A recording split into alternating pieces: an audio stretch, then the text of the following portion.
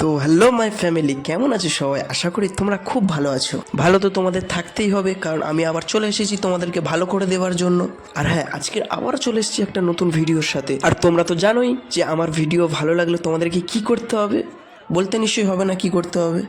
তো চলো তাহলে বেশি বকবক না করে ভিডিওটা শুরু করা যাক। আর আজ চলে গেছিলাম বাবা মহাদেবের কাছে, শিবরাত্রি ব্রত পালন করার জন্য চলে গিয়েছিলাম। আর শিবরাত্রি ব্রত পালন করার জন্য কে খেয়ে এসছে সেটা তো তোমরা ভিডিওতে দেখতেই পেয়ে যাবে। তাই ভিডিওটা স্কিপ না করে পুরো ভিডিওটা দেখো।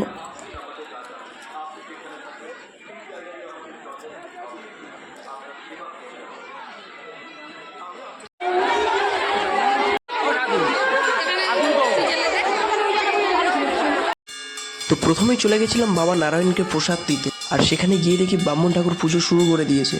তো আর কি, আমাদের পুজোর প্রসাদটাও সেখানে দিয়ে দিলাম। তো তারপর চলো দেখা যাক। হ্যাঁ বন্ধুরা, এটাই হলো মন্দিরে ঢোকার মেন গেট। তো কি আর বলবো, মানে সেই লেভেলে ভিড় হয়েছিল মন্দিরে, সেই লেভেল সেই।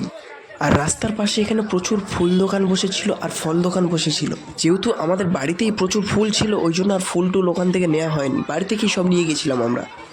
মানে প্রচুর ভিড়, প্রচুর প্রচুর কি বলবো তোমাদের, সেই লেভেলে ভিড় ছিল। এখানে প্রসাদ প্রসাদ বিক্রি হচ্ছিল এই পারে।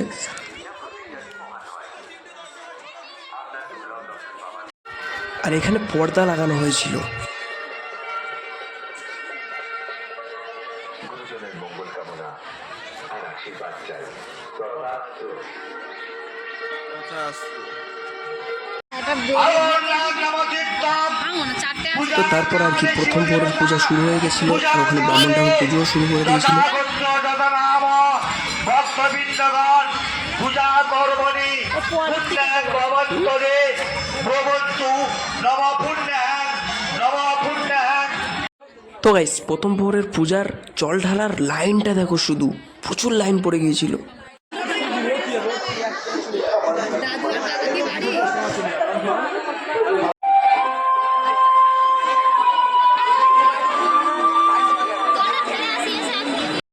তো এরপর দ্বিতীয় প্রহরের পূজার জন্য পুজো জোগাড় শুরু হয়ে যায়। এখানে পুজোর জোগাড় করে দিদি আর জেঠিমা। মাত্র উনি এই রাজ্যে রাজা হন। যে বস্তু নিজের নয় তার নাম পাপ। আমি ইন্দ্রকে কাছে প্রার্থনা করি, আমাকে পাপ করে আদেশ সাথে যাতে আমি নিজের ফলন অবশ্য আমার মা আমাকে ফলন থেকে করে তো তারপর আর কি কেমন লাগছিল একটু কমেন্টে বলে দিও তোমরা। আমি এখান থেকে ওনাকে শত শত প্রণাম করছি।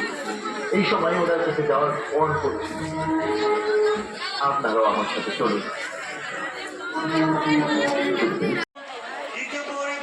মানে পুরো আলাদাই শান্তি লাগছিল, একটা আলাদাই চারিদিকে এত লোকজন, তোমাদেরকে কি বলবো, তোমরা সামনাসামনি না দেখলে বিশ্বাস করতে পারবে না।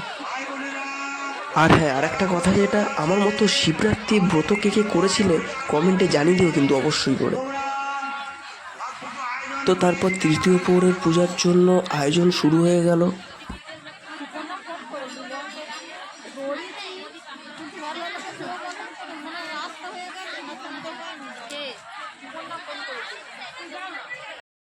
গাইস, তোমাদের একটা আওয়াজ শোনাচ্ছি, আওয়াজটা ভালো করে শোনো।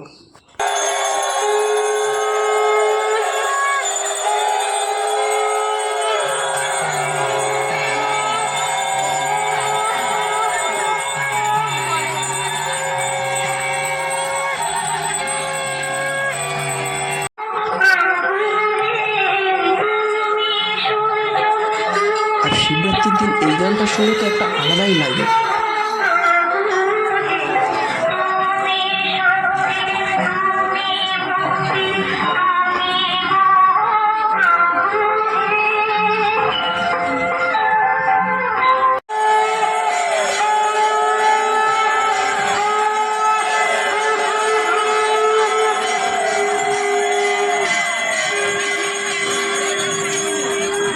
তারপর চতুর্থ প্রহরের পূজা শুরু হয়ে যায়, আর এখন কিন্তু ভোর 4টে বাজে।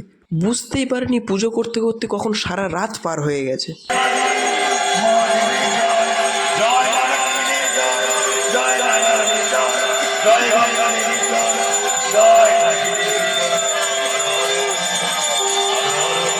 চতুর্থ প্রহরে পূজা শেষ করে আরতি শুরু হয়ে গেছিল।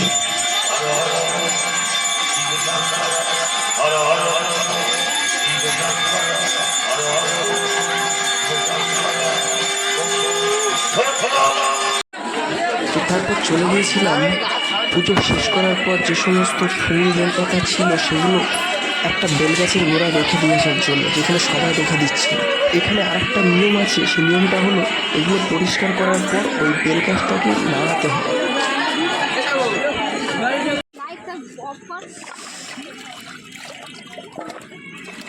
তারপর গঙ্গার জলে ভালো করে ওগুলো পরিষ্কার করে নেওয়া হচ্ছিল।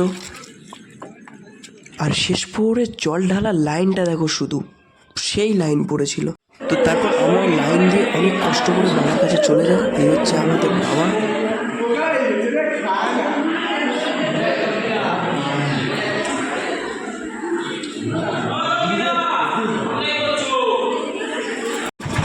তো তারপর পুজো শেষ করে বাড়ি যাওয়ার সময় দেখি রেলগেট পড়ে গেছে, ট্রেন ঢুকেও গেছে।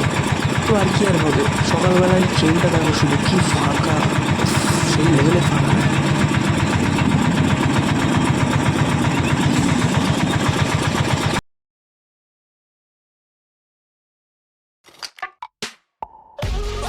তো তারপর রাস্তার কিছু ভিউ তোমরা দেখো কেমন লাগে।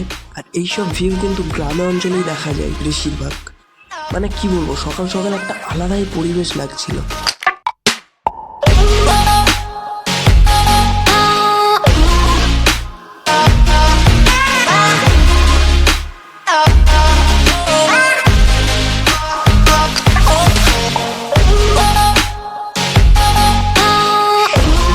সূর্যদেবকে কেমন লাগছে তোমরা কমেন্টে বলবে।